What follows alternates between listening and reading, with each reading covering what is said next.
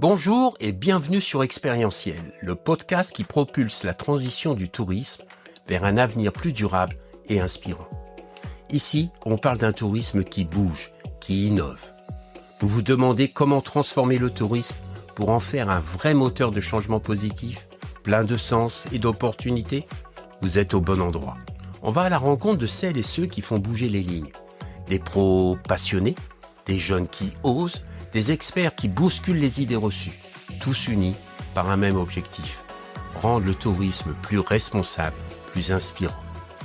Ici, on met en lumière des actions concrètes et des initiatives qui changent la donne. Que vous soyez acteur du tourisme, étudiant ou juste curieux, ce podcast est fait pour vous. Alors inspirez-vous, osez agir et embarquez avec nous dans cette aventure. Je suis François Huette, fondateur d'Expérientiel Production. Ma mission, mettre en avant celles et ceux qui réinventent le tourisme et le monde de l'entreprise avec des podcasts écoactifs. Allez, installez-vous bien, prenez une grande inspiration et c'est parti pour l'interview du jour. Aujourd'hui, nous avons l'honneur d'être soutenus par un partenaire qui me tient à cœur particulièrement. L'École du Management du Tourisme IEFT. J'ai le privilège d'y enseigner et d'accompagner ces jeunes talents sur le chemin de leur réussite professionnelle et je vous avoue, y prendre beaucoup de plaisir. Cette école ne se contente pas de former des futurs experts du tourisme, elle façonne des esprits visionnaires et des acteurs du changement. À l'IEFT, l'apprentissage va bien au-delà des compétences. On y cultive des valeurs humaines essentielles, l'éthique, la coopération et l'esprit critique. Les étudiants sont encouragés à ouvrir leur regard sur le monde, à nourrir leur curiosité et à réinventer la manière dont nous voyons le voyage. Plus qu'une simple école, l'IEFT est une véritable communauté, un lieu où les pionniers d'un tourisme plus responsable et engagé prennent vie. C'est ici que se dessine l'avenir du voyage. Je tiens à remercier l'IEFT de nous accompagner dans cette aventure et de nous offrir le soutien nécessaire pour inspirer les générations futures à rêver d'un tourisme plus humain, respectueux et innovant. Bonjour Rémi. Bonjour François. Merci d'avoir accepté l'invitation à participer et à partager votre expérience au micro d'Expérientiel. Vous avez un sacré parcours. Vous avez été directeur de recherche au CNRS. Vous êtes professeur émérite à l'Université Paris 1, Panthéon-Sorbonne, voilà, depuis 20 ans. Vous avez travaillé aussi sur de nombreux projets. Vous avez dirigé l'IREST, l'Institut de recherche et des études supérieures de tourisme. Vous avez travaillé, en tant que chef de projet du mémorial du Camp des Milles à Aix-en-Provence.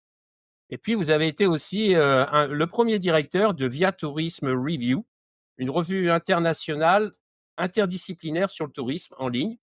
Vraiment, vous êtes plutôt actif. Vous êtes auteur de plusieurs ouvrages, dont un livre que vous avez publié récemment, qui s'appelle « Réinventer vraiment le tourisme ». Dites-moi, vous êtes aussi géographe. Alors ma question, elle est simple. Quel est le lien entre un géographe et le tourisme? Écoutez, je vais essayer de vous expliquer ça. Vous avez dit que j'étais aussi géographe. Je dirais que je suis surtout géographe.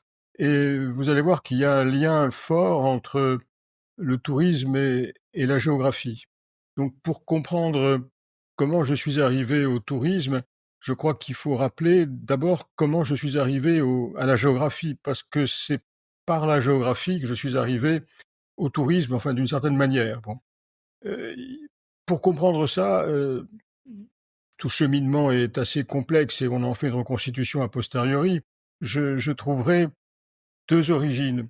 La première, c'est l'intérêt que j'ai manifesté à l'endroit de la montagne.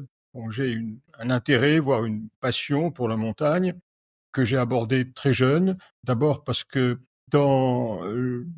jusque vers 14-15 ans, en Afrique du Nord, nous prenions nos vacances en Europe, en France principalement, et particulièrement dans les stations thermales. Stations thermales des Pyrénées, j'ai beaucoup fréquenté Luchon, un peu aussi du Massif central, la Bourboule, par exemple. Et puis ensuite, ça a été la découverte des Alpes. Et pour moi, la véritable fascination à l'endroit des grands sommets, des glaciers. Et je dois dire que d'ailleurs que j'ai été très très jeune sensibilisé à leur recul, puisque La première fois que je suis allé dans la vallée de Chamonix, ça devait être vers 1960, et que j'ai vu le glacier des Bossons, ce glacier, cette langue glaciaire qui descend dans la vallée. Déjà, j'avais noté, et mon père me l'avait fait remarquer, que le glacier était remonté, puisqu'on voyait la moraine frontale dont il était déjà éloigné. Et mon père, qui avait fréquenté le lieu probablement vers la fin des années 1920, m'avait décrit le glacier des Bossons comme arrivant presque à la route. Donc déjà, dès 1960, j'étais sensibilisé au fait que ces glaciers étaient sur le recul. Et aujourd'hui, on ne peut faire que le constat, évidemment, en accéléré. Alors, à côté de la montagne, il y a eu une pratique en tant que touriste, c'est l'utilisation des guides et des cartes Michelin. Très jeune, là encore, j'ai trouvé beaucoup d'intérêt à lire les cartes, à utiliser les guides, à faire des itinéraires. Et dès l'âge de 10-12 ans, je faisais l'itinéraire des vacances de mes parents. Bon, c'était une manière finalement d'en venir ultérieurement à la géographie. Alors, tout ça s'est un peu consolidé lorsque, ayant finalement opté, après des errements multiples, pour des études de géographie, je me suis lancé après l'agrégation de géographie dans une thèse sur les stations intégrées de sports d'hiver des Alpes françaises. Les stations intégrées étant ces stations créées de toutes pièces en haute altitude par un promoteur unique qui s'est chargé de tout depuis les débuts, les plans de la station, la réalisation, la maîtrise du foncier, la réalisation de l'immobilier, de l'équipement du domaine skiable, etc. Et dans pas mal de cas encore, la gestion de toute une série d'éléments de la station, en particulier des remontées mécaniques. Donc, ma thèse a porté sur un processus, la production de nouveaux lieux originaux en montagne, avec des initiatives, des capitaux et une conduite largement étrangers à la société montagnarde.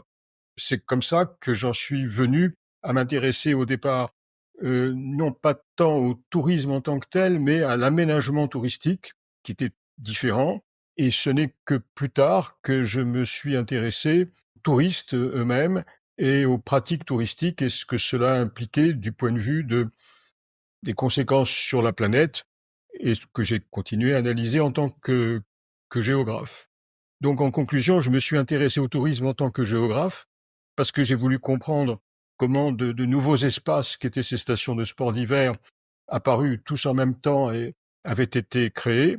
Et puis, ensuite, j'ai élargi mon analyse en prenant en compte le tourisme comme une porte d'entrée pour comprendre la société dans laquelle nous vivons, puisque le tourisme, finalement, en est une sorte de miroir grossissant. Aujourd'hui, on utilise beaucoup de terminologie sur le tourisme durable. Alors, écotourisme, tourisme responsable, tourisme de proximité, tourisme vert, slow tourisme, etc. Moi, j'ai l'impression qu'en ce moment, ce concept qui est à la mode, d'une certaine manière, est souvent mal compris, aussi bien par les professionnels du tourisme que par les touristes eux-mêmes. J'aimerais connaître votre définition. Vous appelez, vous, le tourisme durable? Alors, vous avez raison de dire qu'il est mal compris. Et il est mal compris parce qu'il est précisément difficile à comprendre dans la mesure où il tente de concilier l'inconciliable. L'approche du tourisme durable est une manière de gérer des contradictions fondatrices. Et c'est en cela qu'on a noté que c'était un concept social-démocrate, puisque ceux qui l'ont porté, en particulier l'ancienne première ministre norvégienne Gro Brundtland, étaient des sociodémocrates et qui souhaitaient à la fois encadrer le nécessaire développement et ses conséquences négatives. Le concept de développement durable, il remonte à 1987. Il est issu de cette idée qu'on ne pouvait pas continuer comme avant, qu'il fallait remédier aux insuffisances du modèle de développement axé sur la seule croissance économique et qu'il fallait prendre en compte aussi les conséquences sur l'environnement, sur la société. Ce faisant, ce concept de développement durable ne prenait que partiellement en compte le rapport Meadows, ce qu'on a aussi appelé le rapport du Club de Rome, c'est-à-dire ce qui s'est matérialisé par la publication en 1972 d'un livre intitulé Les limites de la croissance dans un monde fini, qui évoquait la nécessité de mettre fin à la croissance afin de préserver le système mondial d'un effondrement envisageable et en particulier lié à une croissance démographique immaîtrisée. Donc cette dimension des limites de la croissance qui a été que partiellement reprise en compte par le développement durable ressurgit aujourd'hui avec toutes les analyses sur la décroissance ou sur la sobriété, enfin qui sont des déclinaisons finalement des mêmes prises de conscience.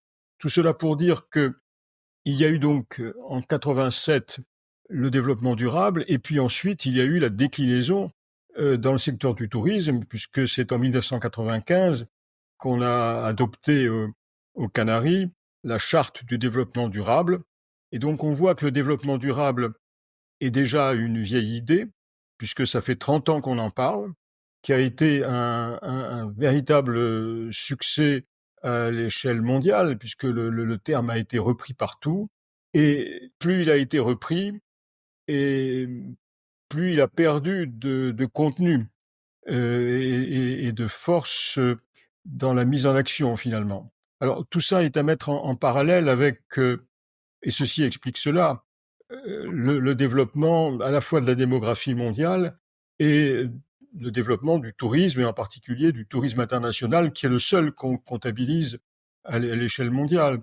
La démographie mondiale, je pense il faut en dire quelques mots parce que elle pèse lourdement sur l'idée qu'on peut se faire du tourisme et de son avenir. Pour simplifier les choses, je dirais que quand je suis né, il y avait 2,5 milliards d'habitants sur la planète.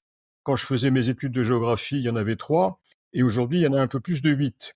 Bon, et quant au nombre de touristes internationaux, ou moins d'arrivées internationales, puisque c'est ça que l'Organisation mondiale du tourisme, enfin l'ONU Tourisme maintenant, comptabilise.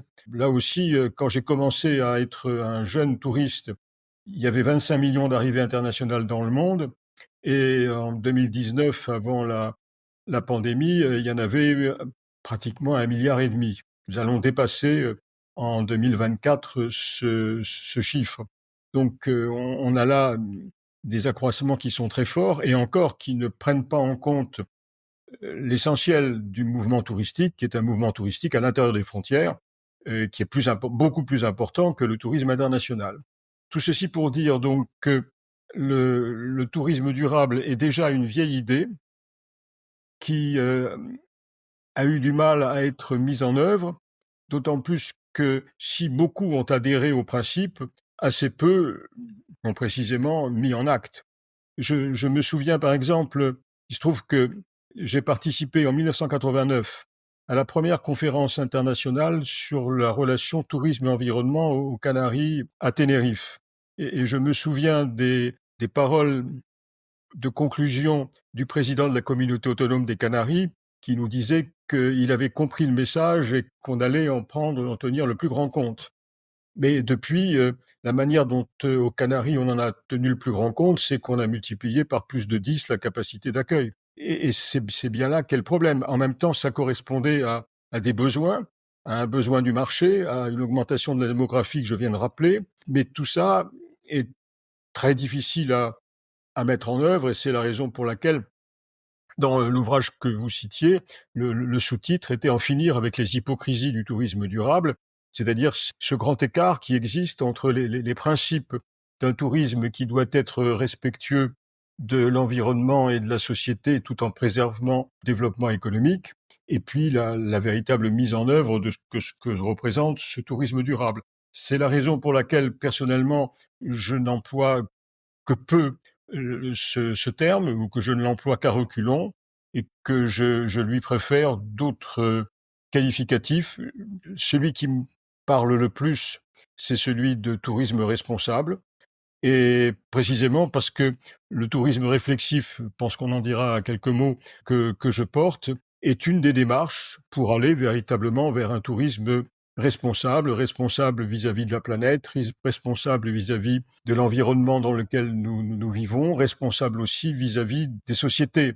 Parce que derrière, l'une des faiblesses aussi du concept de tourisme durable tel qu'il a été souvent interprété, et que, à un moment donné, on a voulu faire passer l'idée qu'il pouvait y avoir un tourisme sans effet ou avec des effets tout à fait mesurés et contrôlés, ce qui est à mon avis un leurre, voire parfois une malhonnêteté scientifique. C'est-à-dire que le tourisme, comme toute activité humaine, a des impacts, et souvent des impacts forts, c'est-à-dire qu'il transforme l'environnement, le milieu naturel dans lequel il se développe. En général, c'est une transformation tout à fait irréversible, mais il transforme aussi, d'une manière tout aussi irréversible, les sociétés qui l'accueillent. Alors souvent d'ailleurs, ce sont les transformations qui sont positives. Je ne suis pas un critique fondamental du tourisme, même si j'en dénonce les excès, en particulier maintenant et ceux à venir. Mais le tourisme, quand il se développe quelque part, investit toute une part de la société, toute une part de l'économie, et même dans certains cas, on en arrive à des situations de monoactivité qui ne sont pas bonnes ni pour la société, ni pour l'environnement, ni même pour le tourisme lui-même. Voilà, c'est la raison pour laquelle je suis réservé vis-à-vis du tourisme durable. En revanche, et pour terminer, je dirais que en français, il a pâti de manière supplémentaire d'une mauvaise traduction, parce que le Sustainable Development aurait pu être traduit par développement soutenable, et on l'a traduit en français par développement durable, ce qui n'était pas un bon choix. Vous avez évoqué aussi, dans mon parcours, il y a eu la création de la première équipe de recherche en France dédiée au tourisme, qui a été l'équipe MIT. Et l'équipe MIT s'est singularisée dans le paysage de la recherche scientifique en France par une recherche éminemment collective, qui s'est traduite notamment par la production d'ouvrages sous un nom d'auteur collectif qui était équipe MIT. En couverture, les noms des auteurs n'apparaissaient même pas. Et nous avons publié 3 ouvrages, Tourisme 1, Tourisme 2, Tourisme 3, avec chaque fois un sous-titre que l'on voulait le plus parlant possible. Le premier, en 2002, c'était Lieu commun. Le deuxième, en 2005, c'était Moment de lieu. Et le troisième, et c'est là que j'en viens pour terminer ma réponse un peu longue sur la question du tourisme durable, c'était La révolution durable. J'y ai tenu personnellement. Si j'ai voulu donner ce sous-titre à une vision large sur le plan historique du tourisme, la révolution durable, c'est parce que ce qui est sûr, au moins là, on est dans quelque chose qui n'est pas hypothétique, c'est que le tourisme est une révolution qui dure depuis qu'elle a eu lieu. C'est-à-dire que la révolution touristique, c'est une invention d'une pratique nouvelle dans l'Europe des Lumières de la fin du XVIIIe siècle, dans une société tout à fait différente et qu'elle a contribué elle-même à rendre différente. Et c'est une des facettes de la révolution industrielle. Ce qui est intéressant du point de vue des lieux touristiques et industriels, c'est de voir que leur durabilité n'a pas été la même. C'est-à-dire que les lieux de la première révolution industrielle, celle du charbon et de l'acier, en Europe, ils ont presque tous disparu. Ce sont des friches maintenant. Alors que les lieux touristiques qui ont été créés au même moment sont toujours là. On n'a pratiquement pas d'exemple de véritables lieux touristiques institués qui aient disparu. Tous sont là. Alors ils se sont transformés. Parfois le tourisme y est devenu qu'une activité parmi d'autres, comme dans des villes comme Nice par exemple. Mais le tourisme est toujours là. Et ce qui est étonnant, précisément quand on a une vision large et historique, c'est de voir quelle est la durabilité, la pérennité des créations liées au tourisme. Et c'est pour ça que nous avons intitulé ce troisième et dernier volume La révolution durable.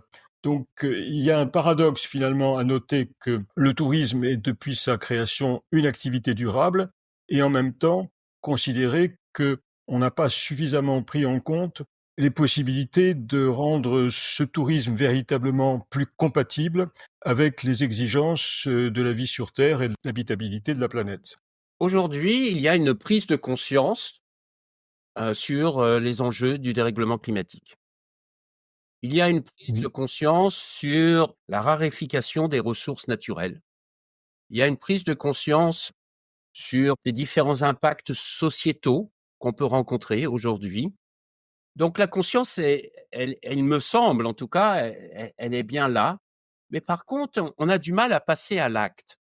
Et j'aimerais savoir pourquoi nous, dans le tourisme, la notion de tourisme responsable, pour respecter le mot qui vous convient, mais le tourisme soutenable. Comment ça se fait qu'on a autant de difficultés à passer à l'acte? Est-ce que c'est parce que c'est compliqué? Est-ce que parce qu'on est pris entre, certains paradoxes? D'un côté, on aimerait bien, mais de l'autre côté, il y a ces enjeux économiques. À votre avis, qu'est-ce qui nous bloque et qu'est-ce qu'on aurait besoin pour y aller quoi, pour se lâcher? Alors, vous avez tout à fait raison de noter le paradoxe en question, enfin du moins la prise de conscience effective, apparente ou simulée, selon le cas d'ailleurs, parce que c'est selon quand même, il y a beaucoup de discours convenus où l'on dit qu'on a pris conscience, mais en fin de compte, on n'est pas du tout prêt à en assumer les conséquences. Bon. Donc, en particulier en ce qui concerne la relation aux ressources naturelles. Je ne suis pas du tout persuadé que cette prise de conscience soit si large que ça, et en particulier du côté de ceux qui continuent à vouloir aménager, artificialiser, transformer le milieu à des fins touristiques. Là, je le vois particulier parce que ma culture d'origine est montagnarde. Mes premiers travaux ont porté sur la montagne et j'ai continué à m'intéresser au sort de la montagne. Et on voit bien qu'à l'heure actuelle, on est absolument aux limites de ce système, puisque j'ai vécu un véritable bouleversement de la relation finalement entre le tourisme et la montagne. Quand j'ai commencé à m'intéresser aux stations de sports d'hiver, donc ma thèse a débuté en 1971. Mes premières venues sur le terrain en tant que géographe remontent à 1968, quand j'ai découvert le site de La Plagne qui était au début d'urbanisation. Les Arcs en étaient encore à leur tout début. Donc à ce moment-là, ces créations-là, elles se faisaient dans le cadre d'un plan d'ailleurs impulsé par l'État, mais avec très peu de moyens, mais qui visait à valoriser une ressource naturelle qui était la neige présente sur des grands versants, puisque pour des sports d'hiver, il faut qu'il y ait de la pente et il faut qu'il y ait de la neige. Bon. Et alors, les grands versants, ils sont toujours là, mais la neige, elle est quand même de moins en moins là régulièrement au moment où on en a besoin. J'ai vécu le passage d'une situation, d'une ressource naturelle qui était la neige qui tombait. Quand elle tombait, on skiait. Quand elle tombait pas, ça arrivait de temps en temps, on skiait pas. Et aujourd'hui, alors que précisément le réchauffement en montagne est beaucoup plus fort qu'ailleurs, et que l'enneigement tend à être irrégulier, avec encore de bons enneigements assez souvent finalement, mais aussi de mauvais enneigements, eh bien, la neige n'est plus uniquement une ressource naturelle, puisque on y a substitué de plus en plus production de neige de culture ou de neige artificielle, avec des canons à neige, ce qui suppose à la fois de l'énergie et surtout de l'eau. Et donc la nécessité d'établir des retenues en eau, de ce qu'on a appelé des retenues collinaires, enfin des lacs artificiels, etc. Tout ce qu'il faut pour faire fonctionner une station de sport d'hiver. Une station comme les Arcs, à l'heure actuelle, par exemple, qui a 40 000 lits, elle utilise environ 500 000 mètres cubes d'eau par an. Et elle aurait besoin de plus. Et simplement, plus, ça devient difficile parce qu'on touche aux limites en ressources en eau.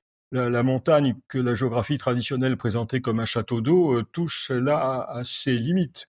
On n'a pas suffisamment d'eau tout le temps pour pouvoir faire face à ces besoins, pour maintenir une saison suffisamment longue de sport d'hiver. Vous voyez comment, à partir d'une ressource naturelle, on en est venu pour consolider l'activité économique, pour l'assurer davantage, on en est venu à artificialiser de manière croissante la manière de gérer la production de neige, l'entretien des pistes, etc. On est là dans un processus qui est ce que j'avais analysé comme une véritable fuite en avant, qui est toujours le processus dans lequel nous sommes. C'est-à-dire on ne sait pas se suffire de ce qui existe et on est toujours dans la volonté de continuer à aménager, parce que le moteur de tout ça, c'est la recherche du profit. Et il y a une spéculation en montagne qui est extrêmement forte, au point qu'on en arrive maintenant à des appartements au mètre carré qui dépassent les 30 000, voire les 40 000 euros au mètre carré à Val d'Isère ou à Courchevel. On est là dans un processus qui, en dépit des prises de conscience plus ou moins réelles, se poursuit de manière inexorable, alors même que les conditions d'enneigement, elles, au contraire, déclinent.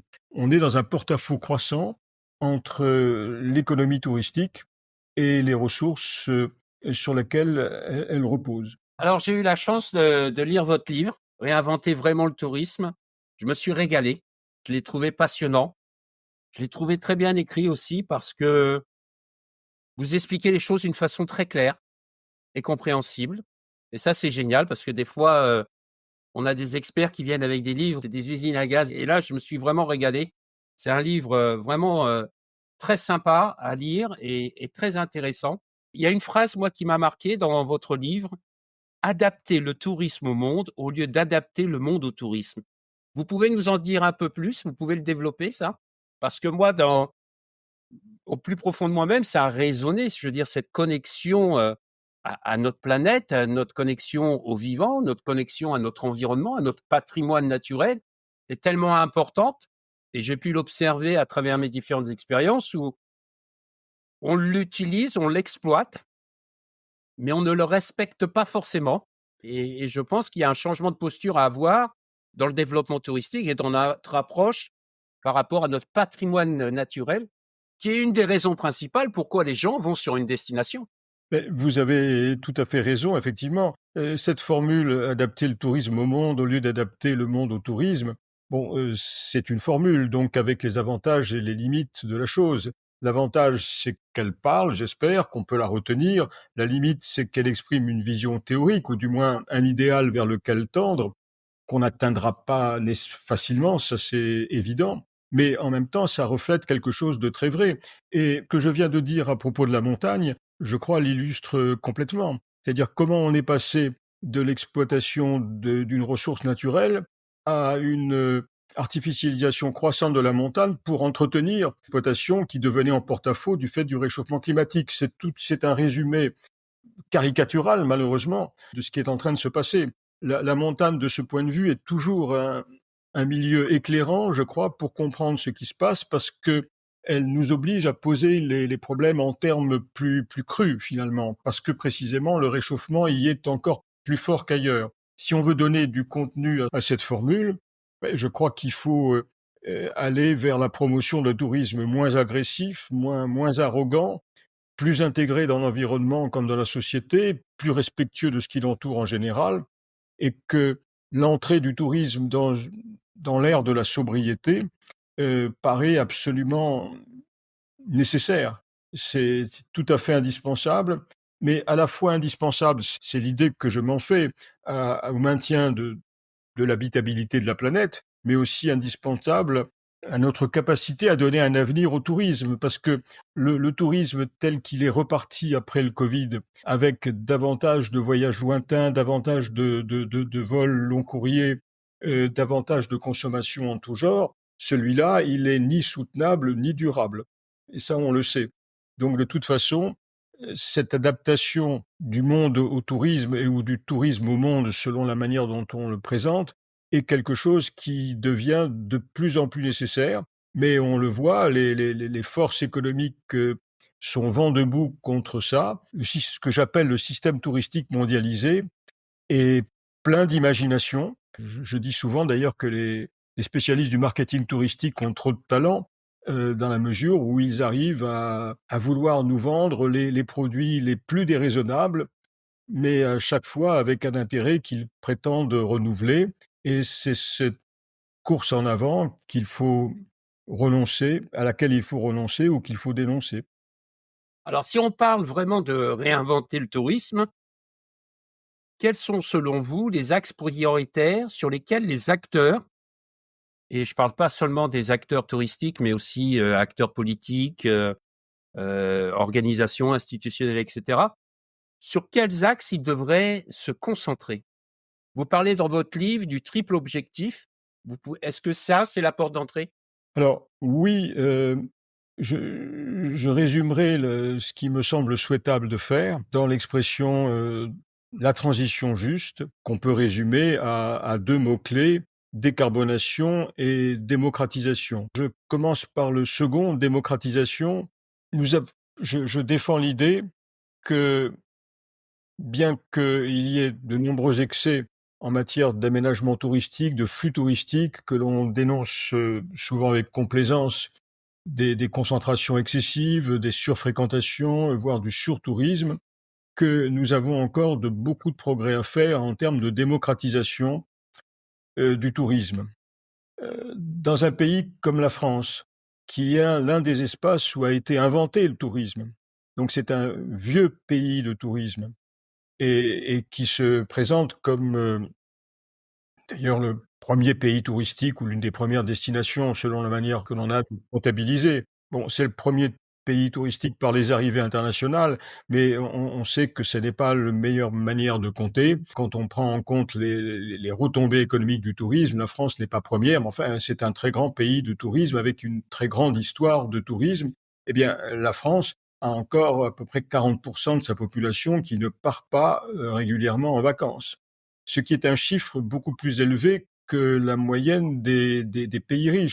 Dans les pays d'Europe du Nord en particulier, on a des taux de départ en vacances qui sont entre 70 et 80%.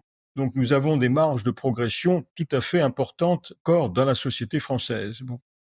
L'autre élément de la transition juste qui me paraît tout à fait primordial, c'est celui de la décarbonation. Le tourisme participe à la production de gaz à effet de serre à raison de au moins 8% à l'échelle planétaire, et que l'essentiel d'ailleurs de ces 8% sont évidemment liés, je veux dire par définition, au transport, puisque ce sont les transports, en premier lieu les transports aériens, mais pas seulement, la plupart des types de transports qui concourent à cette carbonation de notre atmosphère, laquelle entraîne le réchauffement climatique.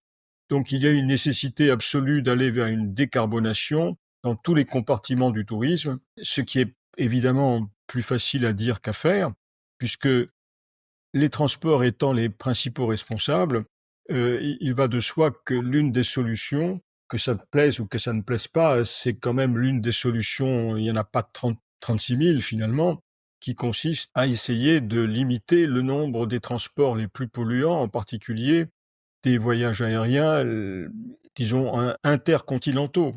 Alors que c'est précisément dans ce domaine-là que la croissance a repris de plus belle depuis la fin de la pandémie, puisque on n'a jamais pris autant l'avion qu'aujourd'hui, les carnets de commandes des avionneurs sont remplis, et on pronostique à nouveau une accélération du recours à l'avion de manière générale et plus précisément dans le domaine du tourisme. Mais la décarbonation doit être un souci majeur et il y a des manières d'y arriver. Mais effectivement, en changeant les logiques profondes du système dans lequel nous sommes. Alors, j'ajouterais aussi peut-être que, à propos de réinventer vraiment le tourisme, là, c'est une remarque de géographe, mais à laquelle je tiens particulièrement.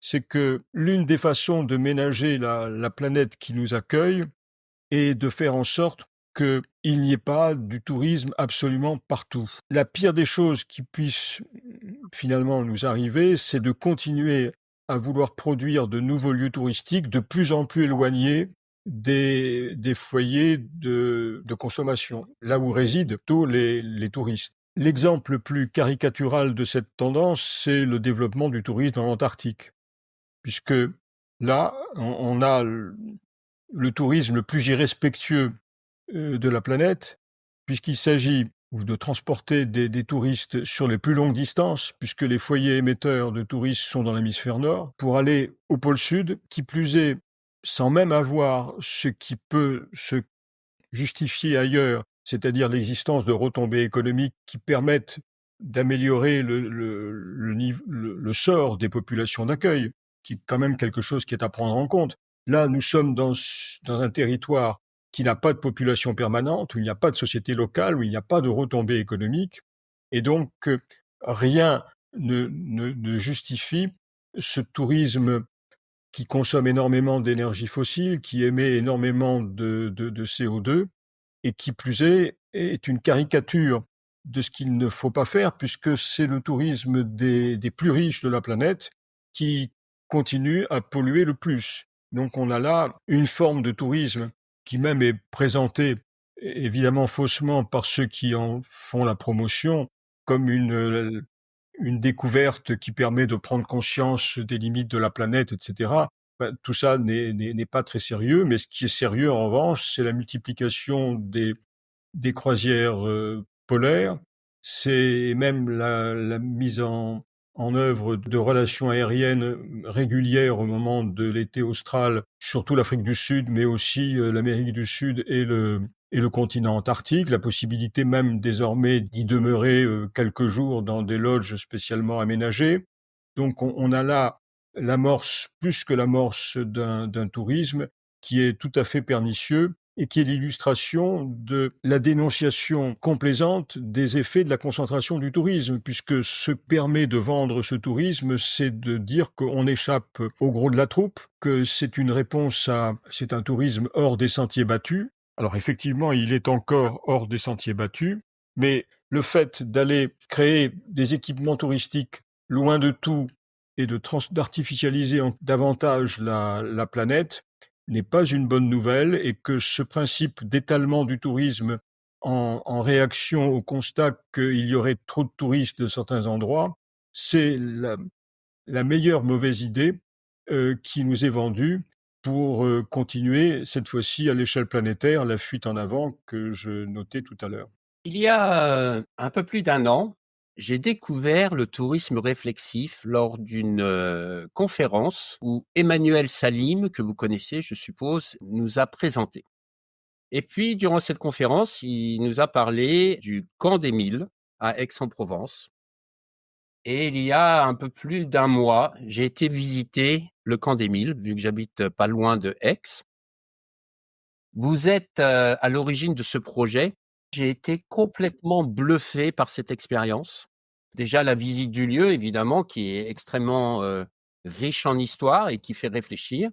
Et puis ensuite, toutes ces informations qui nous font réfléchir et qui nous montrent que le tourisme peut avoir d'autres impacts qui ne se limitent pas juste à de la consommation, mais qui va nous aider à réfléchir sur des problèmes de société, sur des questions de société d'ailleurs. J'ai trouvé cette image sur le terreau du passage d'une démocratie vers une dictature, une forme de dictature. Et j'ai trouvé ça intéressant. Moi, je voulais savoir, vous qui êtes à l'origine de ce projet de tourisme réflexif, c'est quoi le déclic? Alors le déclic, il est lié au fait que, alors que je dirigeais l'IREST à Paris et que je réfléchissais à la possibilité de prendre une retraite anticipée de l'université pour aller faire autre chose, que j'étais en contact avec Alain Chouraki à Aix-en-Provence, qui avait créé une association qui visait à sauver d'une destruction potentielle un site industriel qui était une ancienne briqueterie, tuilerie sur le site des Milles à Aix-en-Provence, qui avait fonctionné juste au moment du début de la guerre en 1939 comme un lieu d'internement d'abord de ressortissants ennemis, c'est-à-dire allemands et autrichiens, qui en fait d'ailleurs étaient pour l'essentiel des anti-nazis qui s'étaient réfugiés en France, et qui ensuite au fil de l'évolution de la guerre, a reçu en internement des militants communistes, des juifs raflés dans la région marseillaise ou aixoise, et qui est devenu ainsi l'un des maillons de la Shoah lorsque des trains sont partis depuis les Milles vers Drancy, puis vers Auschwitz. Il se trouve que j'ai eu l'occasion d'être associé donc à la réflexion sur ce projet, et que lorsque j'ai décidé de me retirer de l'université, donc je suis allé travailler à Aix-en-Provence sur le futur mémorial du camp des Milles. L'une des originalités de ce mémorial à l'époque, et qui l'est toujours, c'est que ça n'est pas simplement un mémorial destiné à parler d'histoire et de mémoire, mais il nous parle aussi des processus qui ont mené d'une certaine situation normale, entre guillemets, jusqu'à une situation de barbarie, en passant par des différentes étapes, chaque étape étant d'ailleurs notée comme potentiellement réversible dans la mesure où s'il y avait eu ou s'il y a des résistances face aux mécanismes, aux processus qui sont décrits, il n'est pas totalement nécessaire d'y arriver.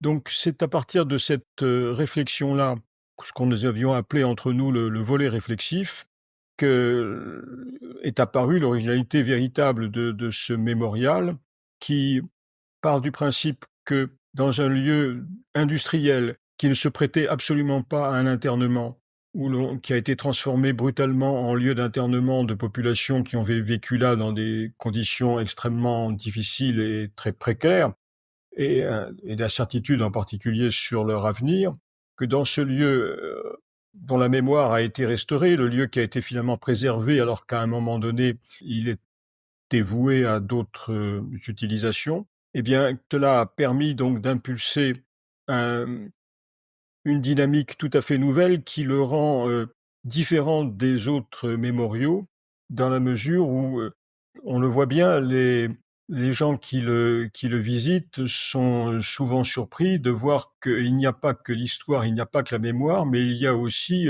l'entrée de plain-pied dans la situation contemporaine, puisqu'on prend la peine d'expliquer aux gens comment ce qu'ils viennent de voir est advenu et comment une même situation peut éventuellement se reproduire dès lors que sont réunis les facteurs présents qui ont concouru au processus ayant mené à cette catastrophe. Voilà, donc ayant été associé à ça et m'y étant consacré pleinement pendant presque 3 ans, lorsque je m'en suis retiré une fois que le projet était bouclé, puisque j'étais plus à l'aise personnellement dans une réflexion et une mise en œuvre d'un projet que dans la gestion d'un outil magnifique qui a été ainsi créé. Bien, lorsque je m'en suis retiré, pour répondre à votre question, alors que j'avais aussi laissé de côté un peu ma compétence majeure qui était celle de géographe étudiant le tourisme, eh bien, j'ai eu l'idée de rapprocher ces 2 compétences, c'est-à-dire d'une part mon expérience au Camp d'Émile et en particulier mon expérience à propos du volet réflexif, et puis la nécessité que lorsqu'on étudie le tourisme et lorsqu'on s'intéresse au devenir du tourisme, de faire en sorte que de ménager un avenir au tourisme et que cet avenir passait nécessairement par les processus que j'ai déjà indiqués, en particulier d'adaptation à la transition climatique, et que la démarche du volet réflexif pouvait être ainsi transférée au secteur du tourisme pour lui permettre finalement d'être plus performant là où les difficultés existent. C'est-à-dire que là où les difficultés existent, ce n'est pas seulement, et vous l'avez noté dans vos questions précédemment, ce n'est pas seulement la prise de conscience, c'est d'acter la prise de conscience. On le voit bien si on regarde les enquêtes à propos des pratiques touristiques des jeunes. C'est parmi les jeunes qu'on a le plus de personnes qui sont, selon les enquêtes que l'on connaît, convaincus de la réalité du réchauffement climatique, au point pour certains même d'être victimes d'éco-anxiété. Mais le fait d'être convaincu qu'il y a un réchauffement climatique ne suffit pas, puisqu'on voit par ailleurs que d'autres enquêtes nous montrent que les jeunes en question ont une propension à prendre l'avion beaucoup plus souvent que leurs aînés, pour des raisons qui sont tout à fait compréhensibles. L'offre est là, et ils sont nés dans un monde où quand on en a les moyens financiers, il est possible de prendre l'avion. Et même à l'heure actuelle, même si le coût du trafic aérien a beaucoup augmenté, le paradoxe, c'est que souvent, sur beaucoup de destinations, c'est plus avantageux de prendre l'avion que de prendre le train, malheureusement. Donc, voilà, on est face à ce paradoxe-là, cette contradiction-là, et qu'il ne suffit pas d'avoir une prise de conscience pour autant changer les pratiques. Quand on se soucie de ce qui doit être, de ce qui peut être un levier de basculement, parce que là est l'enjeu véritable, eh bien, le basculement, c'est d'arriver à changer les pratiques. Et c'est la raison pour laquelle il m'est apparu que la démarche du tourisme réflexif pouvait être utile, voire salutaire. Est-ce qu'il y a d'autres lieux qui ont développé ce concept de tourisme réflexif en France? Pour l'instant, pas vraiment. On voit bien que le concept en question, il commence à être connu. Il y a des reprises qui existent ça et là, qui d'ailleurs prennent ou ne prennent pas l'appellation de tourisme réflexif parce que l'idée est en train d'infuser ou de percoler, on le voit bien dans notre société.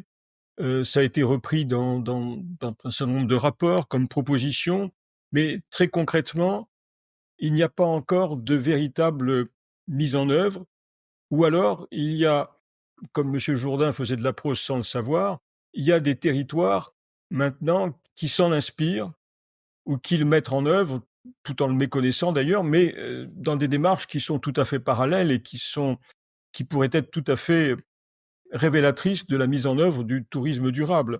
Parce que ce qui me paraît un point de cristallisation très fort, c'est la responsabilité qui incombe à l'échelle des destinations. Parce que l'analyse que je fais à propos du basculement des pratiques et de la possibilité de passer à un tourisme davantage décarboné, il y a des freins puissants. Le plus important, c'est que nous vivons dans un système de compétition organisée entre tous les acteurs économiques dans le monde, quel que soit le secteur d'activité. C'est aussi vrai et même encore plus vrai pour le tourisme où il y a une compétition mondialisée. Les grandes destinations, les pays, sont tous concurrents les uns des autres. Et donc, quand on est concurrent des uns des autres, ce n'est pas une situation propice à changer les pratiques, en particulier aller vers une décarbonation. On voit bien la difficulté fondamentale que nous avons à gérer cette contradiction. Les différents ministres du tourisme successifs, pour la France par exemple, ont l'ambition, c'est le nouvel objectif affiché, de faire de la France la première destination tourisme durable dans le monde. Ce qui d'ailleurs en soi n'a aucun sens puisque c'est quelque chose qui n'est pas quantifiable et bon, les classements dans ce domaine-là ne sont pas sérieux. Dans le même temps, les ministres en question se rendent en Chine pour obtenir que les Chinois reviennent sur le marché français. Ce qui est logique du point de vue de l'activité économique, mais ce qui est totalement incompatible avec la possibilité de faire de la France la première destination touristique durable. Donc on voit bien qu'on est là dans des contradictions dont on ne peut pas se sortir facilement à l'échelle mondiale.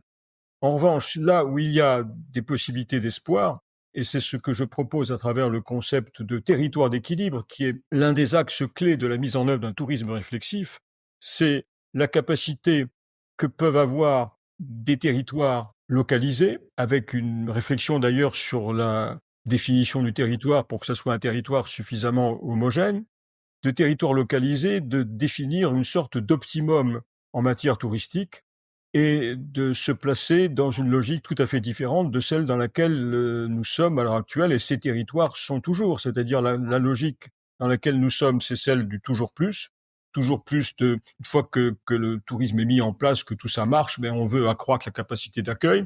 Par exemple, Venise est un très bon exemple de cette dynamique-là. Venise ne cesse de vouloir développer sa capacité d'accueil, alors que la raison voudrait probablement de commencer à réfléchir à la manière de la maîtriser davantage, ce qui permettrait aux Vénitiens de continuer à bien vivre. Donc la recherche pour un territoire, la recherche d'un équilibre, d'un optimum en matière touristique, c'est se demander comment, en se rassemblant, en se concertant à l'échelle des différents types d'acteurs, et y compris la population permanente évidemment, se demander comment on peut continuer à très bien vivre du tourisme tout en refusant cette fuite en avant qui est la croissance continue, sans frein, sans limite de la capacité d'accueil. Je crois que c'est tout à fait possible. On commence à en voir quelques exemples, puisque vous me demandiez des exemples précis. Une commune comme Bourg-Saint-Maurice-les-Arcs, qui est la commune sur laquelle la station des Arcs et ses 40 000 lits se sont développés, depuis 2020, avec l'arrivée d'un nouveau maire élu, d'un maire jeune, plus ouvert à ces questions d'équilibre touristique et de sensibilité environnementale, a établi un moratoire sur les nouvelles constructions touristiques. Il y a quelques exemples comme ça, on pourrait en donner d'autres. À Bali, depuis le 1er janvier, les autorités régionales viennent d'instituer un moratoire pendant 2 ans sur toute nouvelle infrastructure touristique. Donc on voit qu'il commence à y avoir un mouvement de ce type, qui me paraît un mouvement salutaire, où on souhaite à la fois conjuguer un développement touristique, profitable à l'économie et à la société d'accueil, tout en n'étant pas, nécessairement, prédateur des dernières ressources naturelles. Allez, ma dernière question. Vous avez écrit ce livre Réinventer vraiment le tourisme. Possible ou pas possible? Je crois que c'est possible effectivement, à la condition d'abord d'arriver à une vraie prise de conscience qui soit ressentie profondément et ensuite d'en acter les conséquences, c'est-à-dire du changement des pratiques. Donc il faut mettre tout en œuvre pour arriver à ce basculement. En plus, je pars du principe que ce basculement-là, il est possible, il est salutaire et il n'est pas incompatible avec une augmentation du nombre des touristes, mais à la condition effectivement que l'on applique des principes qui sont maintenant, je crois, bien connus, mais apparemment il ne suffit pas de bien les connaître pour les mettre en œuvre, qui serait de voyager différemment, c'est-à-dire moins loin, moins souvent, plus longtemps, et en même temps de ne pas oublier que dans le phénomène touristique, heureusement, tout n'est pas lié à une économie marchande. On voit bien que même dans un pays comme la France, hautement touristifié, le non marchand occupe une place tout à fait importante et comme il est plus difficile à approcher, il est plus difficile à quantifier, il est beaucoup moins pris en compte, mais c'est un peu comme dans les icebergs, il y a le parti du tourisme marchand qui concentre finalement beaucoup d'attention, y compris beaucoup de crédit public, et puis un tourisme non marchand qui est source de plein d'avancées, de rectifications et de réinvention du tourisme. On est là sur un chemin qui assurément n'est pas facile, mais je crois que la contrainte va s'appliquer à nous. Si on veut donner un avenir au tourisme, il faut qu'il puisse fonctionner différemment sur des bases nouvelles. Ça me paraît une nécessité absolument incontournable. Merci beaucoup Rémi pour ce temps passé ensemble, très enrichissant. Pour les auditeurs, je les invite vraiment à lire votre livre, Réinventer vraiment le tourisme. Il y a plein de questions, de réflexions qui sont tout à fait pertinentes, intéressantes. Ça ne se limite pas à la France, on part aussi dans d'autres destinations, dans d'autres activités. C'est très riche. Vraiment, merci pour ce temps. Je suis enchanté d'avoir pu le passer avec vous en tout cas. Et merci pour ce partage. Bien, merci à vous également. Et voilà, c'est déjà la fin de cet épisode expérientiel. On espère qu'il vous a donné envie d'agir, de réfléchir ou simplement de voir le tourisme autrement. Si ça vous a plu, partagez-le autour de vous, parlez-en ou laissez-nous un petit commentaire ou des étoiles. Ça compte beaucoup pour nous. On se retrouve très vite pour de nouvelles rencontres avec celles et ceux qui bougent les lignes et font du tourisme une vraie force positive. Merci de nous avoir écoutés, prenez soin de vous et surtout, restez inspirés.